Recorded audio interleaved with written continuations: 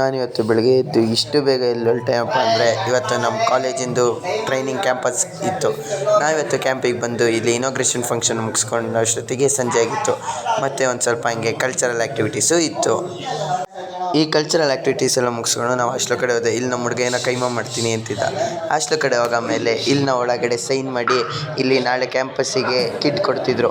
ಈ ಕಿಟ್ಟಲ್ಲಿ ಏನೇನಿದೆ ಅಂತ ನಾನು ನಿಮಗೆ ಹೇಳ್ತೀನಿ ಬನ್ನಿ. ಒಂದು ಟಿ ಶರ್ಟ್ ಕೊಟ್ಟಿದ್ದಾರೆ, ಒಂದು ಬಾಟಲ್ ಕೊಟ್ಟಿದ್ದಾರೆ,